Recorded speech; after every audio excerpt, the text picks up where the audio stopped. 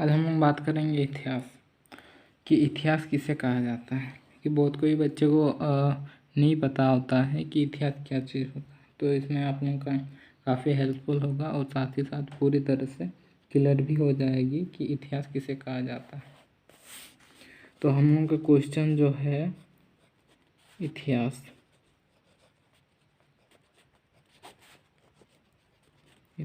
किसे कहा जाता है, तो ये हम लोग का टॉपिक है कि इतिहास किसे कहा जाता है। तो जब भी हम लोग बात करें इतिहास की तो बहुत सारे बच्चे कंफ्यूजन भी हो जाते हैं कि इतिहास किसे कहा जाता है। तो ये वीडियो उन सभी बच्चों के लिए है ताकि आप लोग आसानी तरीके से समझो कि इतिहास क्या चीज़ होता है। तो पहली बात तो होता है कि इतिहास जो है संस्कृत भाषा से लिया गया है। ठीक है, किस भाषा से लिया गया? संस्कृत भाषा से। चलो हम लोग शॉर्ट में समझते हैं, उसके बाद हम लोग लॉन्ग भी लिखेंगे कि कैसे इसको हैंडल करना। क्या? संस्कृत शब्द से। ठीक है, ये जो है हम संस्कृत लिखे तो ये जो है इतिहास जो निकला है ये किस शब्द से निकला है? संस्कृत शब्द से। किस शब्द से? संस्कृत शब्द से निकला है ये इतिहास। हम लोग अभी थोड़ा आगे जानते हैं कि ये जो है संस्कृत शब्द से निकला और कितने शब्द से निकला? संस्कृत के 3 शब्दों से मिलकर। कितने शब्दों से मिलकर निकला है? 3 शब्दों से बना है संस्कृत। यानी हम लोग कह सकते हैं इतिहास जो है संस्कृत के 3 शब्दों के मेल से इतिहास बना है। और ये 3 शब्द क्या क्या है इस पे हम लोग बात करेंगे। तो हम लोग क्या बोल सकते हैं? शब्दों के मेल से इतिहास। ठीक है, शब्दों के मेल से 3 शब्दों के मेल से। उसके बाद हम लोग थोड़ा नीचे आ जाते हैं कि ये जो 3 शब्द है ये क्या क्या है। ठीक है, तो पहला जो शब्द है वो इति है। ठीक है, प्लस क्या है? ह है, प्लस क्या है? आस है। ये जो है 3 शब्द है। और संस्कृत के कितने शब्द हैं? ये 3 शब्द है। यानी हम लोग इससे पहले भी हम लोग बात किए ना कि इतिहास जो है संस्कृत के 3 शब्दों से मिलकर बना है इतिहास। तो ये जो होता है इति का अर्थ क्या होता है या फिर मतलब भी हम लोग बोल सकते हैं। और साथ ही साथ ह का मतलब क्या होता है या फिर अर्थ। और इधर जो बात है हम लोगों का आस कि आस का मतलब क्या होता है। तो हम लोग इस पे देखेंगे कि इति का मतलब क्या होता है। इति का अर्थ बोल सकते हैं हम लोग, अर्थ। तो इसमें बताया जाता है इति का जो अर्थ होता है ना, कोई भी घटना, यानी क्या, जो प्राचीन घटना घट चुकी है या फिर हम लोग बोल सकते हैं अतीत की घटना। ठीक है, तो हम लोग लिखते हैं तो क्या है? ये जो है अतीत की घटना, अतीत की घटना। उसके बाद ये तो हुआ इति का।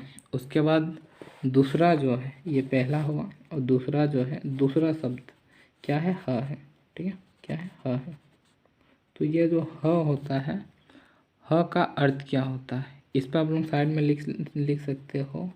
ऐसे अर्थ भी लिख सकते हो या फिर ऐसे शॉर्ट में भी आप लोग लिख सकते हो कि मतलब ह से क्या अभिप्राय होता है या फिर ह से क्या जो मतलब होता है वो क्या निकलता है।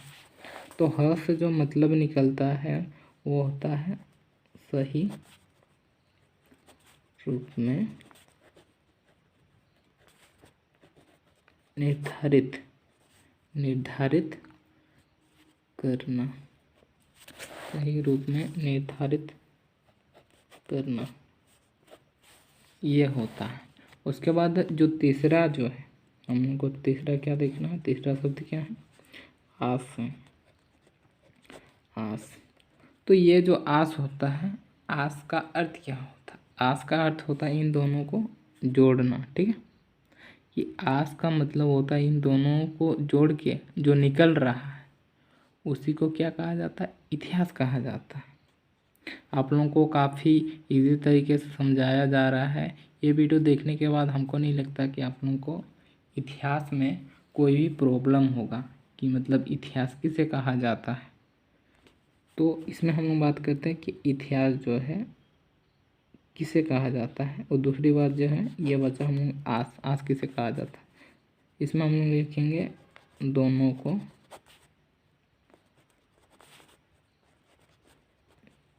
जोड़कर, ठीक है। दोनों को जोड़कर जो शब्द निकलता है ना, उसी को इतिहास कहा जाता है। थोड़ा हम लोग आगे आ जाते हैं कि ये जो चीज़ बना, अभी बना क्या, क्योंकि इससे पहले हम लोग बात कर रहे थे क्या कि इतिहास किसे कहा जाता है, ठीक है। तो हम लोग ने क्वेश्चन था हम लोगों के पास कि इतिहास किसे कहा जाता है,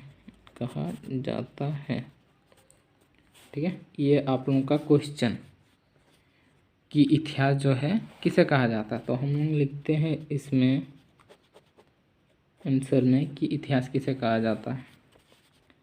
तो इतिहास संस्कृत के 3 शब्दों के मेल से बना है, जिसका अर्थ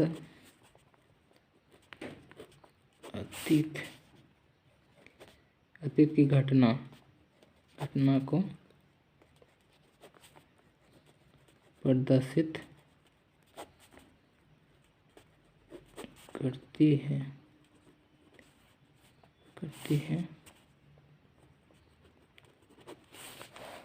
उसे इतिहास कहा जाता है। क्योंकि इससे पहले हम लोग देखे कि इतिहास जो है किसे कहा जाता है। तो इसमें हम लोग क्या लिखे कि इतिहास जो है संस्कृत के 3 शब्दों के मेल से बना है, ठीक है, जिसका अर्थ जो होता है अतीत की घटना को प्रदर्शित करती है, उसी को इतिहास कहा जाता है। तो हम लोगों ने क्या लिखा कि इतिहास संस्कृत के 3 शब्दों के मेल से बना है, जिसका अर्थ अतीत की घटनाओं को प्रदर्शित करती है, उसे इतिहास कहा जाता है। तो ये चीज़ हुआ इतिहास। क्योंकि इससे पहले हम लोग जो पढ़े, इससे पहले आप लोगों को दिखाए कि ये जो होता है इतिहास जो है संस्कृत शब्द से लिया गया है, और संस्कृत के कितने शब्दों के मेल से बनता है, 3 शब्दों के मेल से। 3 शब्दों के मेल से क्या क्या है, इति, ह, उसके बाद आस है। तो इति का अर्थ जो है या फिर मतलब हम लोग बोल सकते हैं वो हुआ घटना, और दूसरा जो है ह का अर्थ क्या है, सही रूप में निर्धारित करना। उसके बाद चौथा नहीं तीसरा जो है दोनों को जोड़कर जो निकल रहा है या फिर जो शब्द बन रहे हैं वो क्या चीज़ होता है। क्योंकि इसको हम लोग क्या किए, प्लस कर दिए। तो ये इन सारी चीज़ों को हम लोग जब जोड़ दिए तो कहीं ना कहीं ये चीज़ देखने को मिलता है कि इतिहास जो है 3 शब्दों के मेल से बना है संस्कृत के, जो किसी भी घटना या फिर अतीत की घटना बोल सकते हैं या फिर प्राचीन घटना को प्रदर्शित करना या फिर दर्शाना, या फिर हम लोग बोल सकते हैं उसको किसी रूप में लिखित हो या फिर सांकेतिक हो, या फिर हम लोग बोल सकते हैं उसको मौखिक हो। तो कहीं ना कहीं इन सारी चीज़ों का वर्णन करते हैं, साथ ही साथ हमें अतीत की जानकारी मिलती है कि अतीत में क्या क्या चीज़ हुआ है। तो साधारण सी बात है, इसी को कहा जाता है इतिहास। इसमें टॉपिक काफ़ी लंबा भी होगा, बट आप लोगों को उतना हालांकि नहीं जाननी है। आप लोगों को नॉर्मल सी बात जाननी है कि इतिहास जो है 3 शब्दों के मेल से बना है, संस्कृत के 3 शब्दों के मेल से बना है, जिसका अर्थ जो होता है, क्या अर्थ होता है, हम लोग इससे पहले भी पढ़े कि मतलब अतीत का जो होता है, इति का जो अर्थ होता है घटना होता है, अतीत की घटना। साथ ही साथ हम लोग बात किए थे ह का अर्थ होता है सही रूप में निर्धारित करना, और तीसरा जो है वो आस का मतलब होता है इन दोनों चीज़ों को जोड़ के। तो ये जो चीज़ होता है ये होता है इतिहास। उसके बाद हम थोड़ा नीचे आ जाते हैं कि ये जो है इतिहास के जनक किसे कहा जाता है, यानी प्रवर्तक भी हम लोग कह सकते हैं। तो हम लोग जानते हैं कि इतिहास, ठीक है, इतिहास के जनक किसे कहा जाता है, इतिहास के जनक किसे कहा जाता है? तो इतिहास का जो जनक है ना, वो किसको कहा जाता है? वो कहा जाता है हम लोग का, वो जो है वो कहा जाता है इतिहास के जो लेखक है ना, उसे कहा जाता है टोडर। क्या है? टोडर नहीं, हेरोडोटस कहा जाता है। क्या कहा जाता है? हेरोडोटस कहा जाता है, ठीक है। इतिहास के जो जनक है उसे कहा जाता है हेरोडोटस। हेरोडोटस हेरोडोटस मतलब इतिहास के जनक कौन है? हेरोडोटस। और हेरोडोटस का जो जन्म हुआ था ना, वो जन्म हुआ था 484 ईस्वी पूर्व में हुआ था। ईस्वी पूर्व का मतलब तो पता ही होगा आप लोगों को। अगर नहीं पता है तो आप लोगों के लिए हम और एक नया वीडियो बनाएंगे, जिसमें हम लोग ईस्वी पूर्व ईसा क्या चीज़ होता है, या फिर ईस्वी जो है ईसा और ईस्वी पूर्व, ये सारी चीज़ों पर हम बात करेंगे। एडी उसके बाद बीसी क्या चीज़ होता है, इन सारी चीज़ों पर हम बात करेंगे। तो हालांकि ये चीज़ हम लोगों ने जाना कि हेरोडोटस जो है वो क्या है? इतिहास के जनक हैं। और साथ ही साथ हम लोग बात करते हैं ये जो है ये कहाँ पे इनका जन्म हुआ है। तो ये जो हुआ है, इनका जो जन्म स्थान की बात की जाए तो एशिया में हुआ है। कहाँ पे हुआ है? एशिया में हुआ है।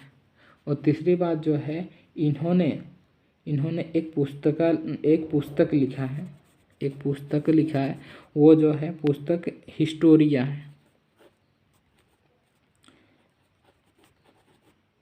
हिस्टोरिया नहीं, हिस्टोरिका है। क्या है? हिस्टोरिका लिखा है। और साथ ही साथ ये जो बात कर रहे हेरोडोटस, तो हेरोडोटस का जो संस्कृत नाम है ना, संस्कृत नाम है हरिदंत। संस्कृत नाम, ठीक है। क्या है? संस्कृत नाम किसका? हेरोडोटस का। जो है ये जो है हेरोडोटस कौन है? इतिहास के कौन है? इतिहास के जनक हैं, या फिर प्रवर्तक भी हम लोग बोल सकते हैं। तो इसका जो संस्कृत नाम है, तो संस्कृत नाम क्या नाम है, इस पर हम लोग बात करेंगे। तो ये क्या है? इनका संस्कृत नाम हरिदंत है, ठीक है। हरिदंत नाम है इनका। तो हम लोगों ने मोटा मोटी जाना कि इतिहास किसे कहा जाता है। तो हमको नहीं लगता इसके बाद आप लोगों को कोई भी प्रकार का प्रॉब्लम होगा कि इतिहास किसे कहा जाता है। और साथ ही वीडियो अगर अच्छा लगा लाइक कीजिए, शेयर कीजिए और साथ ही कमेंट कीजिए। जो भी आप लोगों को अगर अच्छा सीख मिला है इससे, तो कम से कम जो मेहनत लगा है उसके लिए आप लोग लाइक, शेयर, कमेंट जो भी होता है, सब्सक्राइब, वो सारी चीज़ें आप लोग कर दीजिए, ताकि आप लोगों के लिए मैं प्रयास करूं अच्छे वीडियो लाने की, ताकि आप लोगों को भी इससे काफ़ी सारी जानकारी मिलती रहे। तो आज के लिए हम लोग इतना ही करते हैं क्लास, और दूसरा दिन हम लोग आएंगे नए टॉपिक के साथ।